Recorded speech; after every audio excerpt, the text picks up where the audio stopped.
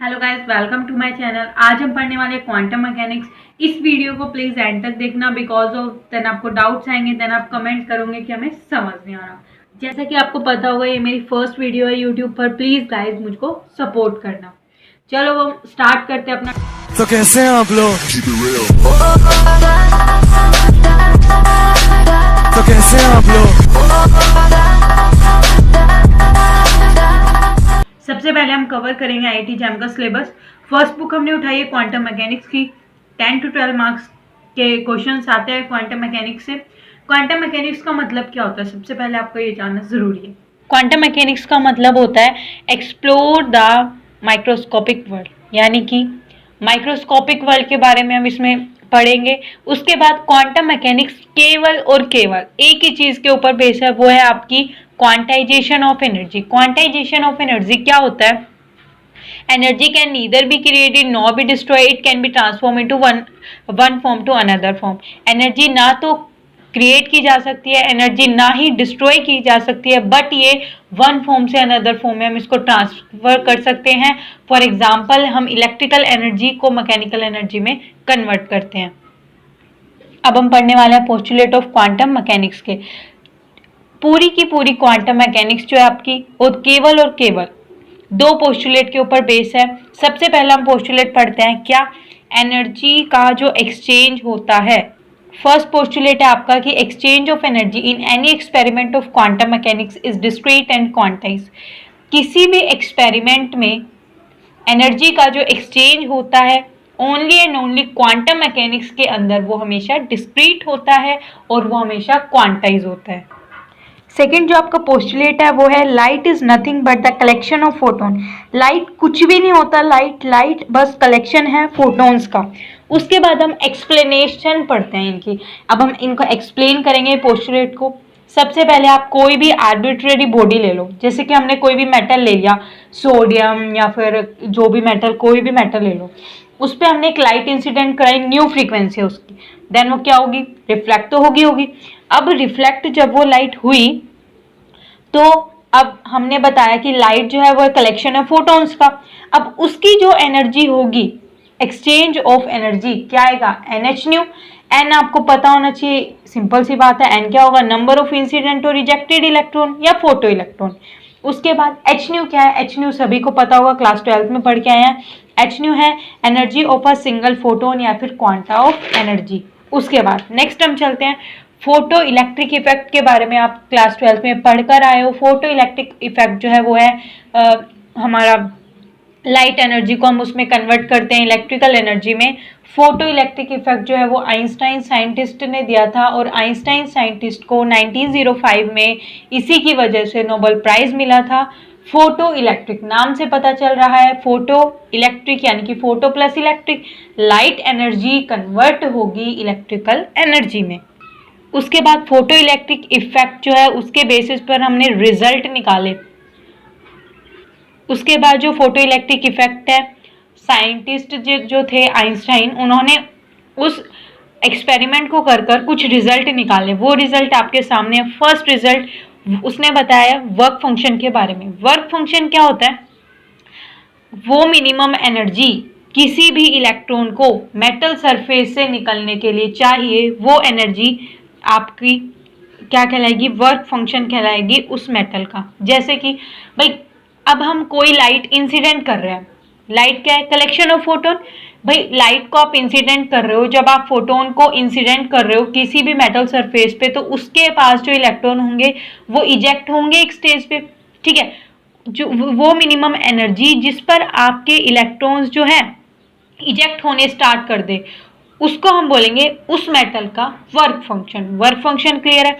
Next हम पढ़ते हैं सेकंड जो रिजल्ट था वो था, सेकंड आपके सामने है, after getting minimum energy kinetic energy maximum and velocity of photo electron is only depend upon frequency of incident light. बोल रहा है कि आफ्टर गेटिंग मिनिमम एनर्जी, जब उस इलेक्ट्रॉन को मिनिमम एनर्जी मिल जाएगी, वर्क फंक्शन होगा उसका, तो फिर वो क्या होगा? इजेक्ट करेगा। मतलब काइनेटिक एनर्जी मैक्सिमम और वेलोसिटी उस फोटो इलेक्ट्रॉन की किस पर डिपेंड करेगी? Frequency of incident light. भाई इंसिडेंट लाइट की फ्रीक्वेंसी पे डिपेंड करेगी, क्योंकि इंसिडेंट लाइट ही गिर रही है मेटल सरफेस पे, तो डिपेंड किस पे करती है, इंसिडेंट लाइट की फ्रीक्वेंसी पे। तो ये आपका सेकंड रिजल्ट था। Einstein equation very very very most important equation है आपकी। आइंस्टाइन इक्वेशन के ऊपर काफ़ी सारे क्वेश्चंस भी बनते हैं जो कि आपके सामने है। E K is equal to H nu minus H nu naught. H nu naught क्या है यहाँ पे, देखो एच न्यू आपको पता है एनर्जी होती है फोटोन की, ठीक है। उसके बाद यहाँ पे न्यू नोट क्या है आपकी, न्यू नोट यहाँ पे है थ्रेशोल्ड फ्रीक्वेंसी। उसके बाद उसके बाद हम ई के को लिख सकते हैं हाफ एम वी मैक्सिमम का square is equal to W minus W naught, ठीक है। वर्क या फिर एच न्यू नोट को हम बोल सकते हैं भाई work function of any metal surface. अब बोल रहा है अगर न्यू आपका न्यू नोट के इक्वल हो जाता है तो आपका काइनेटिक एनर्जी जो होती है वो जीरो हो जाती है, ठीक है। कैसे भाई डब्ल्यू जब डब्ल्यू नोट के इक्वल हो गया, इधर W minus W naught zero हो जाएगा। उसके बाद half M V square equal to zero, यानी कि आपकी काइनेटिक एनर्जी जीरो। अब एक ग्राफ आपके सामने हमें दिख रहा है, ये ग्राफ किसके बीच में है, थ्रेशोल्ड फ्रीक्वेंसी और ईके के बीच में है। देखो इसमें स्ट्रेट लाइन जा रहा है, बट वो स्ट्रेट लाइन ओरिजिन से ना होकर एक स्टेज से आगे कुछ वैल्यू है, nu equal to nu naught आपको दिख रहा होगा, स्ट्रेट लाइन तब जा रही है। अब आपको इधर का जो रीजन है वो है no ejection of photo electron. भाई आपको पता है थ्रेशोल्ड फ्रीक्वेंसी पे होनी चाहिए उसकी फ्रीक्वेंसी, मतलब उसकी फ्रीक्वेंसी जब थ्रेशोल्ड फ्रीक्वेंसी के अप्रोक्स आ जाएगी तभी तो इलेक्ट्रॉन इजेक्ट होने स्टार्ट होंगे, उससे पहले तो होंगे ही नहीं। तो इसीलिए इधर का जो रीजन है वो है no ejection of photo electron. Next है आपका स्टॉपिंग पोटेंशियल। स्टॉपिंग पोटेंशियल क्या होता है, एक ऐसा पोटेंशियल जिस पर आपका इजेक्शन जो है इलेक्ट्रॉन्स का वो रुक जाए, स्टॉप हो जाए, उस पर हम बोलेंगे स्टॉपिंग पोटेंशियल।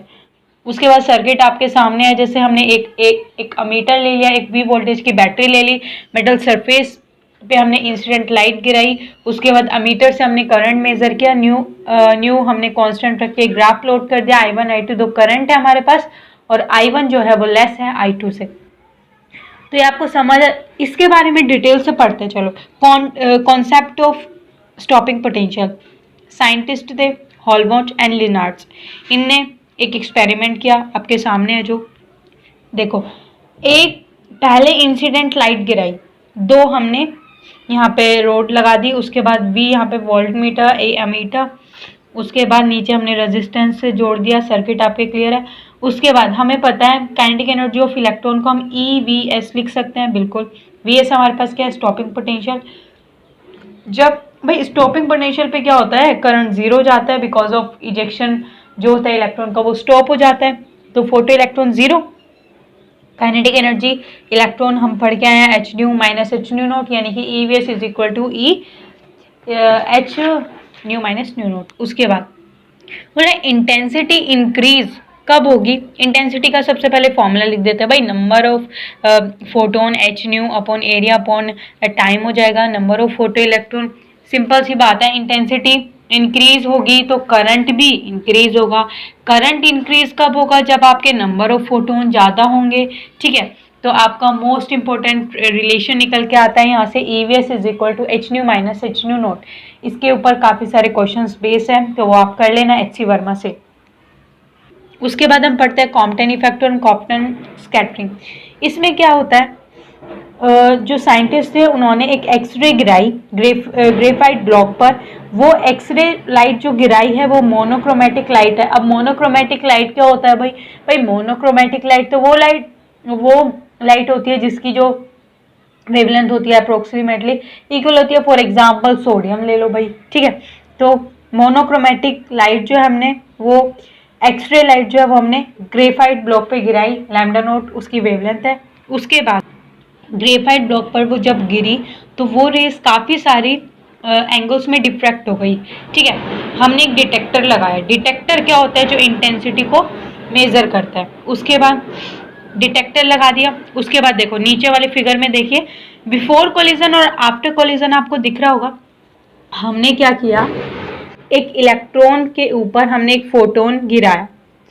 अब जब हमने फोटोन रेस्ट इलेक्ट्रॉन पे गिराया तो क्या होगा, तो स्कैटर्ड फोटोन अपने चला जाएगा और स्कैटर्ड इलेक्ट्रॉन चला जाएगा। अच्छा, अब इलेक्ट्रॉन जो रेस्ट पे था उसकी एनर्जी मोमेंटम आप देख ही रहे होंगे, उसकी एनर्जी आपको पता है इलेक्ट्रॉन की एनर्जी क्या होती है, m0c², और मोमेंटम जीरो होगा बिकॉज ऑफ वेलोसिटी तो है ही नहीं, रेस्ट पे इलेक्ट्रॉन, ठीक है।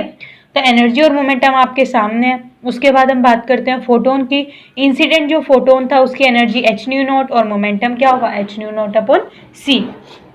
आफ्टर कोलिजन क्या होता है, स्कैटर्ड फोटोन की जो एनर्जी और मोमेंटम आप देख सकते हो, इलेक्ट्रॉन की देख सकते हो। अब यहाँ पर ये रिलेशन आप पढ़ के आ रहे हो, इलेक्ट्रॉन की जो एनर्जी और मोमेंटम के बीच का रिलेशन ये physical to √m0² c⁴ + p² c²। उसके बाद इसकी कुछ वेलोसिटी है तो इसका मोमेंटम भी होगा जो आपको दिख रहा है गामा m0v। अब यहाँ पे फाई क्या है, स्कैटरिंग एंगल, और थीटा क्या है, recoiling angle of electron. Gamma आपको पता ही होगा 1/√1 - v²/c²। न्यू क्या होता है, c λ। अब हम ये हमारा एक्सपेरिमेंट था, कुछ भी नहीं था भाई, एक फोटोन आपका इलेक्ट्रॉन पे गिरा, इलेक्ट्रॉन आपका रेस्ट में था, दोनों की एनर्जी मोमेंटम हमने लिख लिए। आफ्टर कोलिजन स्कैटर्ड हुआ फोटोन भी, स्कैटर्ड इलेक्ट्रॉन भी हुआ, उनकी एनर्जी लिख ली, एनर्जी मोमेंटम लिख ली। अब हम conservation of energy, conservation of momentum लगाते हैं। कंजर्वेशन ऑफ एनर्जी में देखिए कुछ भी नहीं है, पहले के एनर्जी रखी हमने और फिर आफ्टर बाद वाले पहले की एनर्जी रख दी, फिर बाद वाले की रख दी। इसी तरह कंजर्वेशन ऑफ मोमेंटम, भाई देखो एक्स डायरेक्शन में क्या होगा, cos थीटा हो जाएगा इधर की साइड, और वाई डायरेक्शन में साइन थीटा। उसके बाद जैसे हम इक्वेशन नंबर 1, 2, 3 को सॉल्व करते हैं, हमारे पास आता है λ' - λ0 = h/m0c 1 - cos phi। अब ये क्या है, डेल लैम्डा, कॉम्पटन शिफ्ट है भाई ये, और फाई क्या है आपका स्कैटरिंग एंगल है फोटोन का आफ्टर कॉलिजन। ये जो इक्वेशन है आपकी यही है कॉम्पटन इफेक्ट में, और कुछ नहीं है। Del lambda = h/m0c 1 - cos phi। अब हम निकालते हैं kinetic energy of recoiling electron, E के इलेक्ट्रॉन = h - अब हमने कॉमन लेते हैं, उसके बाद इलेक्ट्रॉन की बात करते हैं तो h²/m0c² 1 - cos phi वैल्यू रख देते हैं यहाँ से। उसके बाद ये हमारी काइनेटिक एनर्जी इलेक्ट्रॉन की आ जाएगी। Kinetic energy of recoil electron most important formula है भाई, आपको याद रखना है इसको, इसके ऊपर कई सारे क्वेश्चन बेस्ड आते हैं। उसके बाद कुछ स्पेशल केसेस पढ़ेंगे हम। फर्स्ट जो है वो डेल लैम्डा = λ' - λ0। अगर हम फाई को 0 रख दें, इक्वल हो जाएगी दोनों, फाई को 45 रख दें, आपके सामने λ' = λ0 प्लस 0.29 h/m0c आ जाएगा। फाई को अगर हम 90 डिग्री रखते हैं तो हमारे पास ये आ जाएगा। उसके बाद हम पढ़े थे अभी डिटेक्टर क्या होता है, detector it detects intensity of scatter light per unit wavelength, बताया था। उसके बाद हम चलते हैं हिंसबर्ग प्रिंसिपल ऑफ अनसर्टेनिटी, काफ़ी बार पढ़ा होगा अपने क्लास 12th में 11th में। क्या, हिंसबर्ग प्रिंसिपल ऑफ अनसर्टेनिटी ने बताया था कि पोजीशन और मोमेंटम 100% एक्यूरेसी के साथ कभी भी मेजर नहीं किए जा सकते, ठीक है। जैसे कि फर्स्ट केस में हम फाई 0 रखते हैं, हम ग्राफ बनाते हैं तो ये आपका ग्राफ आता है। ये ग्राफ भी इंपॉर्टेंट है, इन तीनों ग्राफों को याद रखना। 45 डिग्री पे आपका ये ग्राफ आता है, 90 डिग्री पे आपका ये ग्राफ आता है। उसके बाद आज का लेक्चर यहीं खत्म होता है। उसके बाद हम नेक्स्ट पढ़ेंगे ब्लैक बॉडी रेडिएशन यानी कि BBR। उसके लिए आप अच्छे से पहले एक बार पढ़ कर आना ताकि आपको और अच्छा समझ आए। उसके बाद धीरे धीरे टॉपिक्स हो जाते हैं, तो बीच बीच में कल नेक्स्ट चैप्टर में, नेक्स्ट लेक्चर में ही हम क्वेश्चंस आपको कराएंगे IIT JAM 2013, 15, 14, 19। And guys, video अच्छी लगी हो तो अपने फ्रेंड्स को शेयर करना, और मेरे चैनल की न्यू वीडियो सबसे पहले देखने के लिए चैनल को सब्सक्राइब करें। Thank you.